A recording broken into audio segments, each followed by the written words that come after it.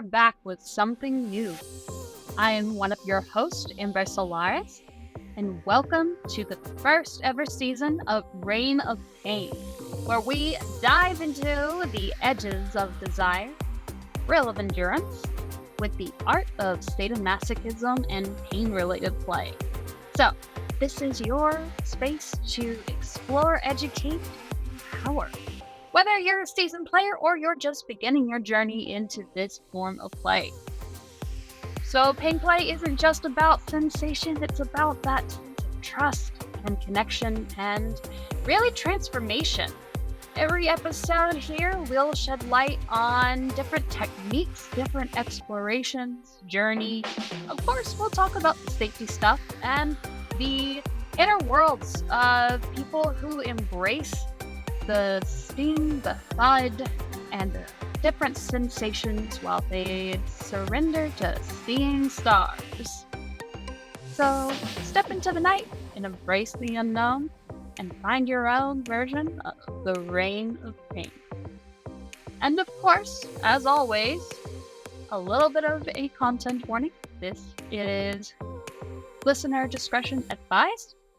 There is a content warning for potentially distressing topics. We will be discussing a multitude of adult-only topics here, and so you are encouraged to consider your own capacity before continuing.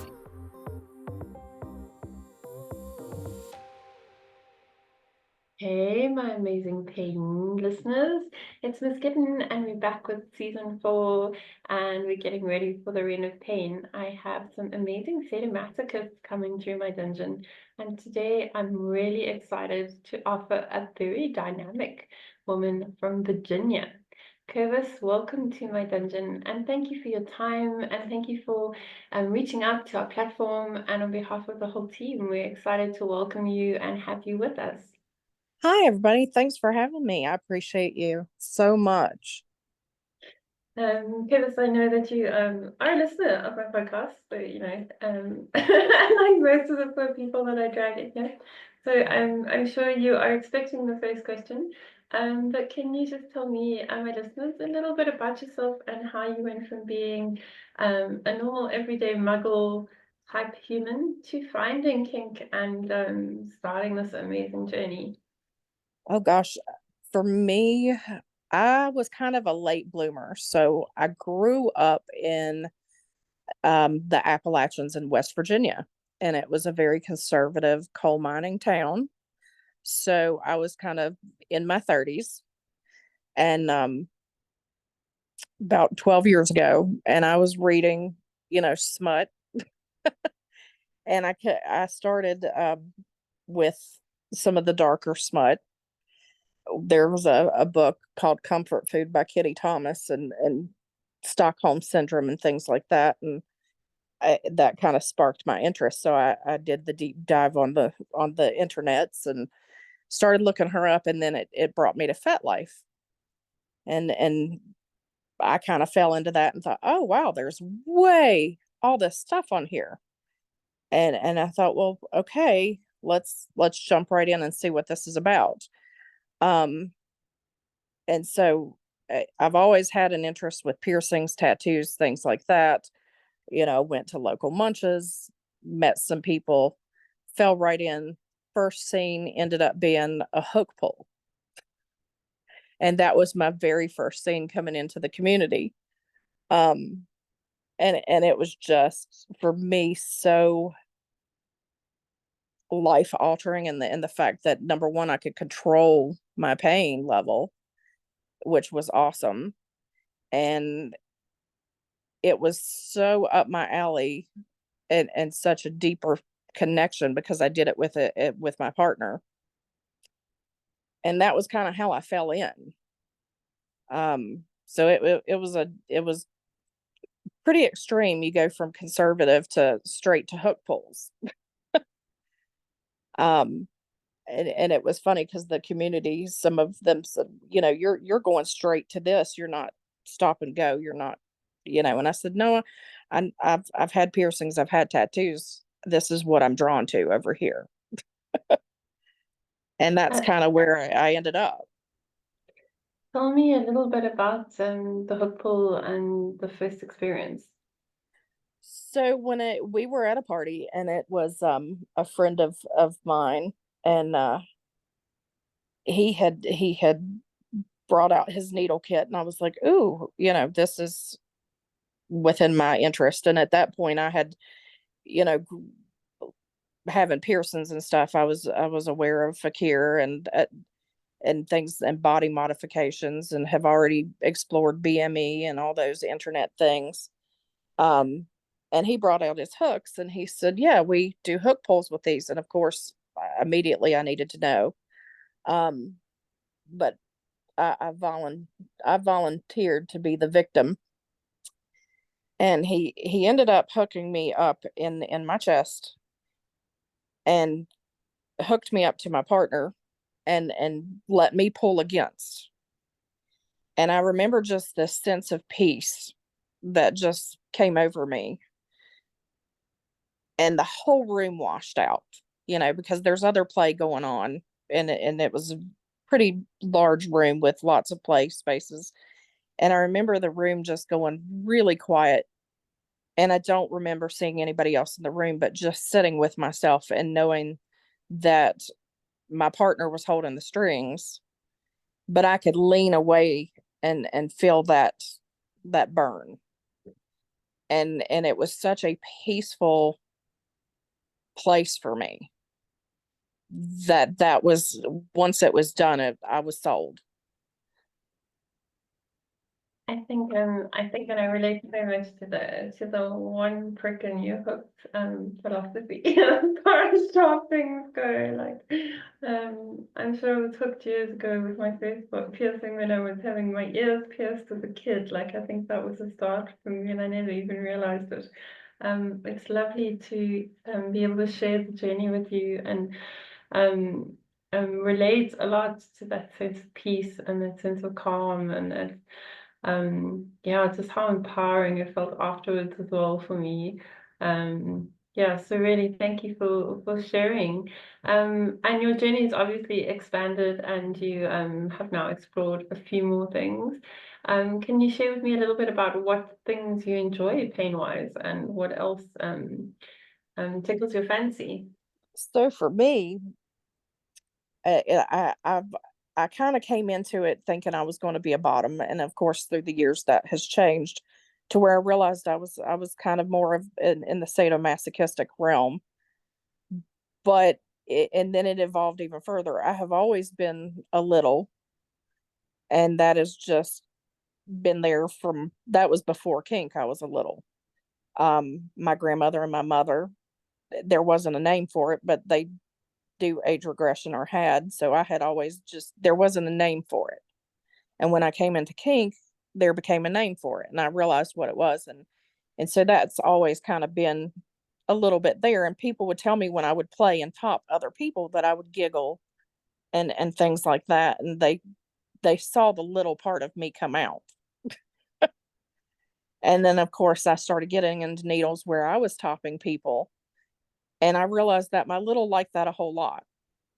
All of a sudden that's hit, and it was like, oh, my little likes that you can hit people and hurt people, and they want you to do this. They want, you know, they want you to hurt them. And my little is just over here jumping up and down going, yay, we get to do these things and roll around in somebody, and fully immerse ourselves and just have the best time. And so it, part of that for me, I found a play partner, and as a top, my little is the one who tops her, and I get to just roll around in her and have the best time. Whatever I think of, I'll call her up and I say, hey, I want to try this thing, and this will be really fun. And she's like, okay, let's do it. And I'll think about it, and then we'll get together, and we just have the best time giggling and playing and all the things. um and it's, for me, it hit such a space. It was like that's where my little and that sadist kind of combined. and I got to be authentically me. And that was such a fun place for me to be in, and to get to do that, and to go there and not, have that autonomy and all those things in that space. I don't get to do that in my vanilla world. So it was definitely a cool place to be. And then of course Rain of Blood came on, um and that made me realize my world got a lot bigger, because my town is very small. We don't have a huge sadomasochistic community at all. In fact, I think me and my partner for the longest time were the only two in the area. And then, we would have to travel several hours away to be around people who played with sharps, and to be around people who played with staples and things like that. And so when we were around that, and it got to be more home, it got to be more accepted here. So that has, kind of opened my play up. We have our own dungeon at home, and I now have a dedicated needle and sharps room specifically for that. So it's definitely become more of the forefront of my play, as far as sharps, and my love of kind of that deeper connection and blood play. But it's definitely, and I imagine it's going to evolve more. And you guys have been such a huge inspiration for that. I love that you have a dedicated needle room. I also have a needle room. It's called a sewing room. Oh, I hope awesome. I hope my mother never goes in it, because she's gonna be horrified to find what she does. I'm interested to explore the little thing. I have a bottom who's very special to me, and she's a masochist, and she's also my switchy sister, so I sometimes bottom for her. But she's also a little, and it's the one side that we don't often explore together during play. She plays with other people, and that side's allowed to come out, and she's allowed to explore. She does that kind of on her own, and it's something that as our relationship has got deeper, I realize it's something that's very special to her, but something that I don't have a lot of experience in. So this year has been a bit of a journey about making my sessions more little friendly, so that she can feel safe, and she can play in that space a little bit too, especially as a bottom, because I think it's nice for her to be able to express herself fully, and let go. So, do you have any advice for me with my little bottom? So the thing that I've done already is I've changed the setting. So I try to change the intent of the session. So instead of making the session smell like alcohol and look like a medical room, I put a whole lot of fur down, and stuffies, and I don't use alcohol. I use a cleaner that doesn't smell like alcohol. And then I bake cookies in the kitchen, so the whole room and the whole house smells like cookies when she arrives, and we eat cookies. That's our ritual. Oh my gosh, Um, that's so immersive and wonderful. she also knows I'm terrible at baking. It's not my strong point. So she also knows I've gone through 6 or 7 batches before I've managed to produce 6 cookies on the tray. So she appreciates that. Um, but is there anything else I can do to encourage that little side, and to encourage her to feel safe in the space? It for me, I think a lot of it depends on what kind of scene and the intent of it. For and my for me personally, I play a lot of in the dark realm of that. My little loves to be scary. She likes to be intimidating. There is that, you know oh, you're cute and sweet, but are you? And so there's that, oh, you look real sweet, and then they're like, no, she's scary. Her little scary. But then there is that sweet side, that likes those stuffies, and that likes the little things. For me, I take unicorns and turn them into terrifying things. I had a friend joke and she said, "You have totally destroyed my childhood. You're using like My Little Pony to hurt people with." Tell you me know, more about how you do that. and so, it was for me, it all, it didn't, it happened by mistake, but it was so funny. We had a munch around Christmas and we were all doing present exchanges, and everybody was supposed to bring a kinky toy to exchange with each other. And one of the participants showed up and actually thought it was a toy drive. So he had brought this toy unicorn. And it was plastic and anatomically correct and long flowing mane and glitter everywhere. And my little saw this thing and just immediately had to have it. I knew that I needed that toy. And so I said, guys, I love you a whole lot, but if one of you go after this toy, I'm going to have to stab you. Like, my little needs this toy. And he was actually embarrassed because he was like, "Oh, I didn't." He said, I didn't realize I was supposed to bring a BDSM toy." He had actually brought a real child's toy. And so he was mortified, but I was thrilled. And my little just needed that toy so badly. And they let me have it. And I, of course, unwrapped this unicorn. And this girl that I know, and I'm sitting here unwrapping him, and he's sharp and he's rigid and he's just beautiful. And my little just was so overjoyed, and I was pressing him in and I realized, oh, he's sharp. And my little's like, "Oh, you totally want to poke somebody with this." And I was like, I "Yeah, I love really that. do." I love And, that. and Have that you was it. ever From then have you on, I was like,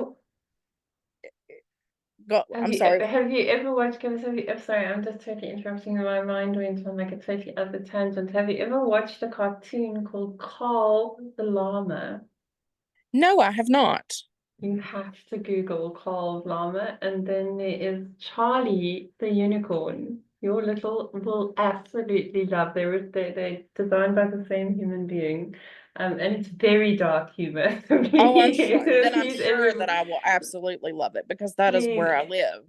yeah, anybody who is gonna go and Google Charlie the Unicorn or Carl the Llama after this podcast, please be warned, it is very dark humor and there's not much glitter and there's lots of blood. But your story just reminds me of that cartoon. I think it would enrich your life. So I will Oh, I'm send you a sure, because link. that's I'll send you exactly a link when we as finish chatting. yeah, that's exactly where I live. I mean, it was as soon as I could realize that I could take this, innocent thing, and you look so sweet over there playing with your little unicorn, and then all of a sudden you're violent. They're like, "Oh, wait a minute. What just happened?" I chose violence. Very And amazing. but then there's that softer side too. Afterwards, I want to know that you still like me. And I want to cuddle. Yeah, right. I want you to pet me and tell me I'm a good girl and that I did But great. but be super scared of me while you cuddle me. Right. Show It's me okay. fear. And it's that balance of, you're still little, you can still have your feelings hurt, you still like soft, fun stuff. I totally want to drink juice boxes and eat, goldfish crackers afterwards and things like that. But occasionally she just wants to hurt you too. I love that. And the juice boxes is such a neat reminder. I'm definitely gonna I just added the juice boxes on my list Oh, juice on my boxes. thing list. Yeah, that's such a good one. I'd forgotten about those. They actually make, and what's really cool, and I don't know, they they even have like the little juice pouches that you can order on Amazon and things like that you can refill and use whatever you want in them. And it's just like the old sun it's like the little juice pouches that they would give in school that you push the little straw through. Like a Capri Sun or a Yeah, like a Capri Sun, except you yeah. can refill them with whatever you would like. Very nice. Okay, I got some of those. I've actually got some of those blood bags in my cupboard, and my little's coming to see me tomorrow, so I'm gonna put some juice in a blood bag, Oh, that's and excellent. add that to the tray for tomorrow. That's such a great idea. That's really cool. Um, so besides all of the fact that, sadomasochism has been great in its exploration, are there any negatives that you found exploring in sadomasochism? For me, I think that the one negative it was that people assume that you want to hurt everybody, right? And that for me was never a thing. And I've had to tell people, no, I don't want to hurt just everybody. Being a sadomasochist, I only want to hurt somebody if they want me to. It doesn't do anything for me if the person's not into the thing. And I think that that stigma around, oh, sadists just want to hurt people and anybody, and they're these terrible people, and for me, I'm like, but that's not true. I want you to want me to hurt you. If it's not your jam, then it's not your jam, and that's okay. I was single for a short time between my marriage and my current relationship, and so I have a very short Tinder history. I've never done much of online dating, but I I didn't quite know how to show up on Tinder, because how do you show, like Yeah. I'm super kinky. So, if you don't put on there that you kind of, into these things, um, that's got to be like the second or third line in the conversation with the new guy. And that's just as awkward. So it's actually better to put it out there, like just to put it out there so that, they can Well, decide up front if they really want to deal with this and this is something that they're going to take home. But putting it out there, it's only like catch-22, because the second somebody sees that you're into CBT, they assume that every penis that you meet is one that you want to hammer to the table. And I right, mean, that's it's not a bad thought, because generally, if the penises came without humans, I'd probably hammer every single one to the table. But they need to be attached to a human that aligns with the idea of me hammering it to the table. Otherwise, it's not fun for me, and I don't really want to do it. And it's such a hard thing for these guys to understand. They're like, they have this automatic thing. I'm sure it's more a vanilla thing than a kinky guy thing, but they have this automatic fear of me as a human being because of my love for CBT. And they just couldn't separate the idea that this was only something that I wanted to do to right. somebody who really wanted it to happen to them, because Hmm. it's only fun to dish out pain if the receiver is enjoying receiving the pain. If it's not something they're enjoying, it's not fun at all, ever. Right. And I And think that, and I even with dating though, because I met my partner. We've been together about 5 years now. And he identifies as a sadist, but I had dated, because I was poly, and I had dated, and I had a guy that I went out with, and I felt like I put everything on the table, and I told him exactly what I was, and I laid everything out on the table. And I said, hey, this is who I am, and there is this darker part of me. And he's like, oh, we're fine. And he had an interest in BDSM. So I said, okay, come to a party with me. And me and my current partner, and he was dating another girl at the time, went to this party with me and this other guy. And at this party, I indulged, and I had stapled two people together in this really elaborate scene, and we kind of put them in a predicament thing. And the scene was very long, and I pretty much rolled around in their discomfort. It was great. I had the best time. And then, I stuck needles in, and did impact play over needles with this person. And that was the first time he saw me kind of roll around in this sadomasochistic area. He was horrified. And I did not know this at the time. And my current partner, once we had got back home, he said, honey, he's not for you. And I said, well, what do you mean? He said, I watched his face watching you play with these people. And he said, you could feel the room shift. because he actually saw what you were talking about. And he said, I don't think he was ready for that. And I thought I had prepared him because I told him exactly what I was and how I played and the realm of things that I played in. But then to see it for him was a different story. The next morning he called me up and he was like, he broke up with me. Sorry, and Kevin. I'm so sorry. I'm laughing. It's not at you, just at the situation. so So that good kind of, there. and that did kind of make me feel a little bad. I thought, I thought I had told him enough and thought he understood, but then I guess, seeing he had the idea of me and I looked real good on paper, but in reality, when you're faced with it and you see it, does it still look the same? And obviously to him it did not, you know. And so he promptly dumped me the next day. And I, Curvis isn't, I promise you're not laughing at you, but it's oh no, such it's it's such a hysterical. realistic situation, and I've literally been there, so I'm just relating super hard on the side. Right. It was hysterical. And my current partner that I'm with now is the one who told me, because when I had argued with him, I said, no, he's fine with it. I told him everything. He said, no, honey, he's not for you. I felt the air in the room shift. He said he looked horrified.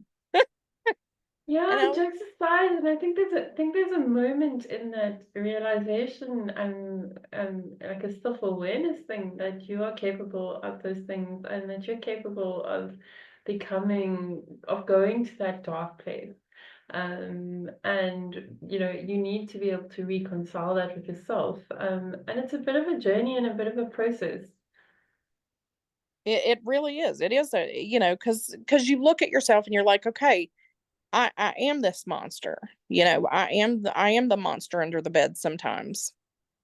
And you look at it and you go, okay, but you're also this really good human. You're also this person who tries to be the best human that you can be in the world. you know and you just happen to have this dark spot over here that you like to roll around in.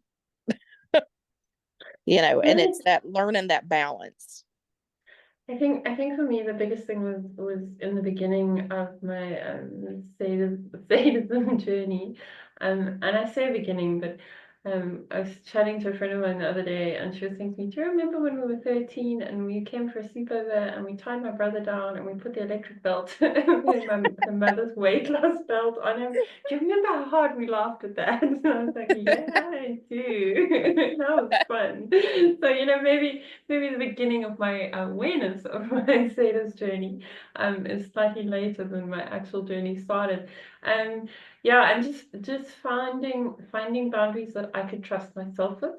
And that took a couple of years, and there was a stage in my journey as a sadist where I took a huge step back, and I was very careful about how I chose to do things and who I chose to play with, because I wasn't so sure of myself and what I was capable of. And then there was almost a stage a bit later where I was fully aware of what I was capable of. And even though that was slightly terrifying on a whole lot of levels, it was very reassuring, because I almost knew the boundaries of it. And if I knew where it, if I knew the extent of where it could go, I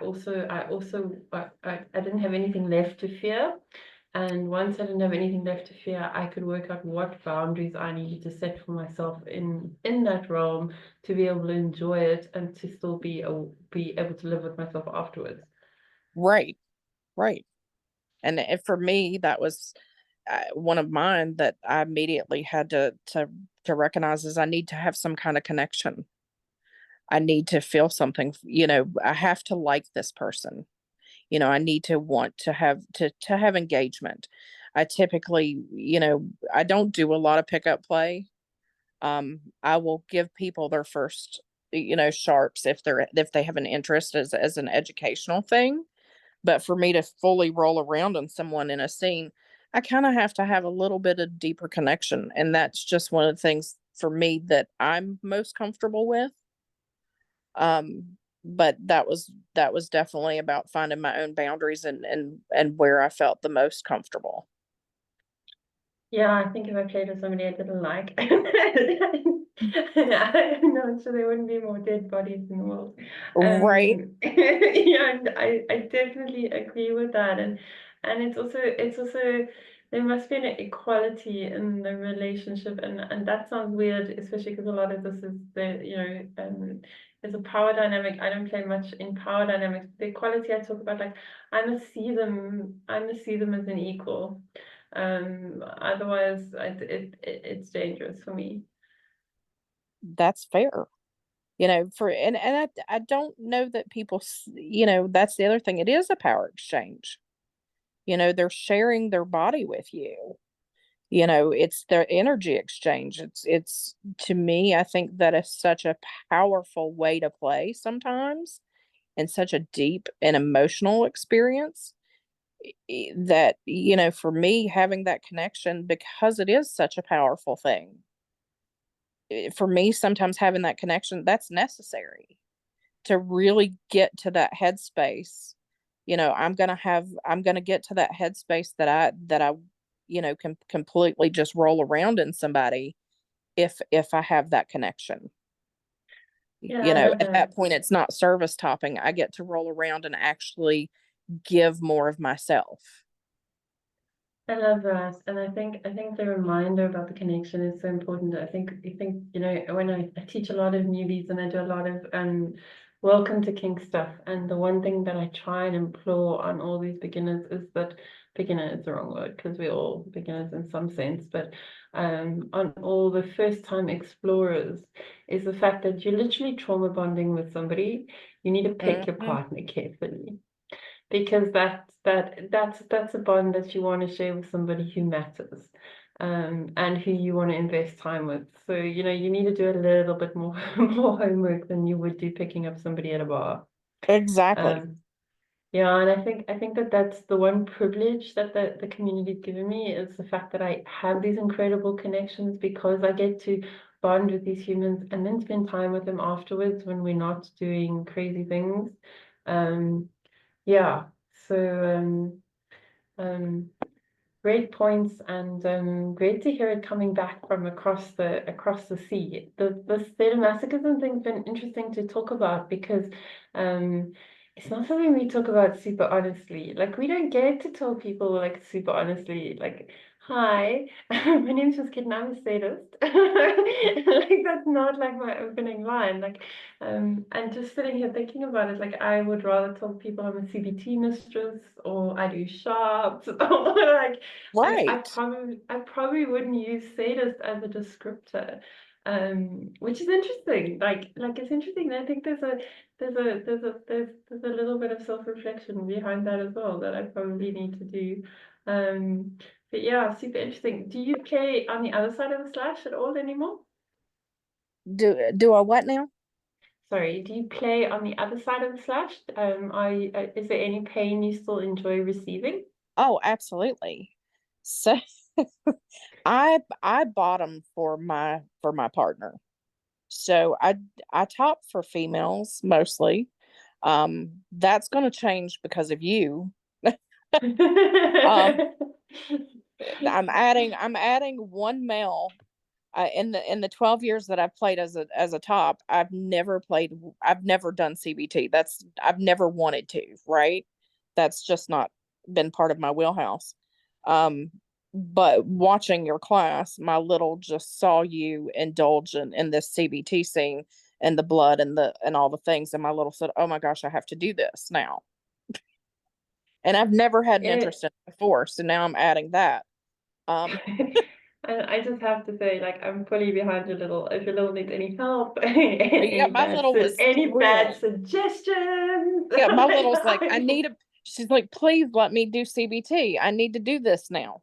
I need I need to stick needles in this. This is what I need to do. And I'm like, but I don't play with males. So now I'm like, and my partner's walking through the house and he sees me watching this and I'm just giggling because you're giggling. And of course my little's just giggling too and just thought it was the best thing ever. And he walks through while you're doing this and he looks at me, he's like, not mine. It keeps walking. And I'm like, okay, well, I'm gonna have to get a stunt one. And he's like, go for it. And you know what I find? You know what I found about being a CBT, like my love for CBT, is my is my partner who I live with super happy for me to have as many penises as I want, as long as I don't use this. Yeah. And I'm kind of hearing that echoed back from across the sea as well. Like this sounds like it's a universal truth. Yeah, he just walked straight through and he's like, nope. But then what's funny is that now, with Rain of Blood, he's mostly had to work while they were going on. So anything that I learned, I would come back and teach him and he would do it on me. So it's been wonderful to kind of help him go through because he'll watch it later and then I get to do it twice. Once in that top space and then I get to be his bottom for his practice. And so I'm kind of get to be greedy in that, and then I'm getting it from both points of view. And so that's been kind of nice because I'm like, look what I get to do to somebody, and then I'll show him, and he's like, cool, let's do that to you.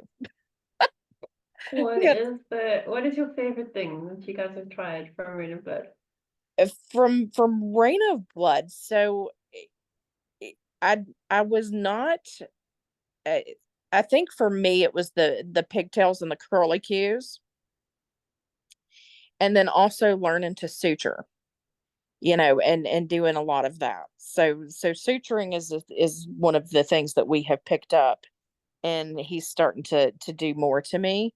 So we went to the craft store, of course, and bought all these cogs and wheels and things like that, and things that you can attach to yourself. And so that has become one of my favorite things is let's just decorate me. Let's just sew this to me. I love that. I have a question. What do you think those cogs and wheels? Because I also have a packet at home. What do you think they're used for if people went to the shops to buy them and they weren't going to stitch them onto somebody? What if now? What? Yeah, for me, I use them as buttons for torture. So you sew them in and you press them. Nice. I'm So loving kind of this like concept. you've at that point you've sewn them to them. You can flick them, pull them, press them. Because they're real fun. It's just more buttons that you're adding.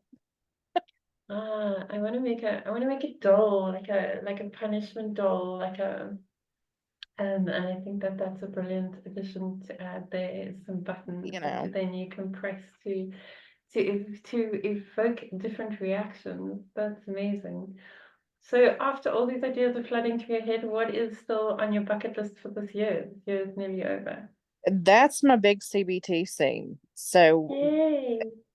this is my first time in this wheelhouse kind of thing and of course I'm nervous because this, like I said, I've not had boys as part of my play as bottoms. That's not something I've done a whole lot with. I'm not sure how my little's gonna be thrilled about it. We're gonna see. It's a place that I'm exploring. But I know that watching you, there was such a joy that it was like, oh, you have to do this. And so, I found a a victim volunteer, and we're in the process of kind of trying to play preemptively before that so that we can get comfortable with each other. Because I don't want to just go full ham and never go straight there. Um, I think he needs to get to know me and I need to get to know him, and there needs to be kind of a little bit of a bond formed before I go there. I'm squeamish about, CBT a little bit because it's not a comfortable place for me. And I'm not sure how my little's gonna take, touching a guy, because that's not a place that I have gone before. But I know that watching it, there was such a sense of joy for me that it's definitely something I want to try. Oh, So well, I hope you that's have the best time, and I have to tell you, it is so much fun. Like all my joy comes from CBT, and it's something that I think, if you find the right player, somebody who's really, who really loves CBT, being able to give them that pain is super gratifying. And it's something that, and you'll know, like no guy's gonna pretend to like needles in his chick. If he doesn't like needles in his chick, he's not right. gonna pretend. Like you might get 3 in, and then he'll stop. Um, I've managed to put one needle in my vanilla partner's penis one, and when I swapped it out for a hook, unfortunately I soaked the hook in alcohol. So Oh, it probably burnt more than the needles had going in. And I have to tell you, the whole experience must have taken us about an hour and 45 minutes to put one needle in and to swap it out for a hook. There was an immense amount of screaming. oh, There was an immense amount of screaming. So we've just decided that CBT is part of our personal relationship. It's not going to happen.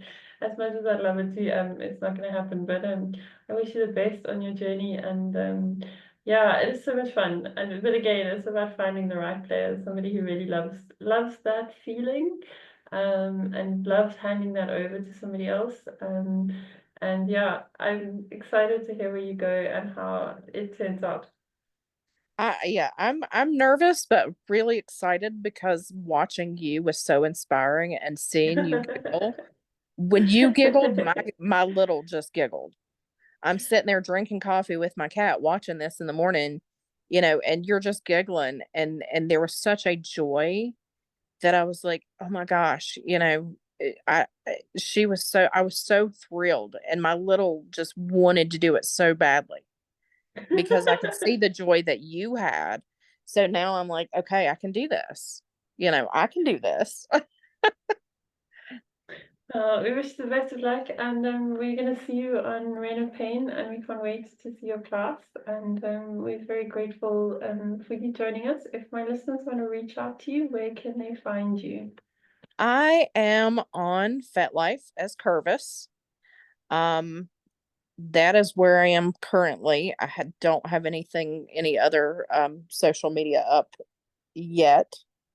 That may change, but for right now, it's just mainly through FetLife under Curvis. Thank you very much, and don't change. You don't need any more social media. It's very unhealthy, and it doesn't aid at all in your life. You need more penises, but don't need more social media. Curvis, thank you for joining us, and thanks from the whole of my team.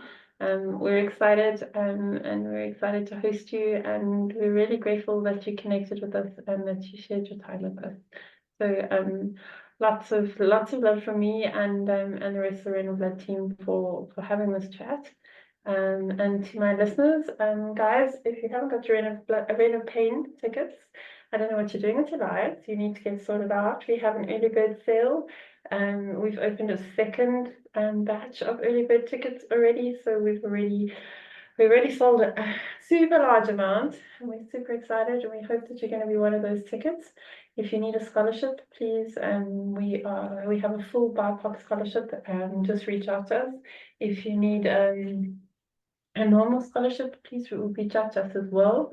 We're really happy to help you make a plan. We believe education should be for everyone, and we want you to be empowered, we want you to experience, and we want you to enjoy this whole thing with us.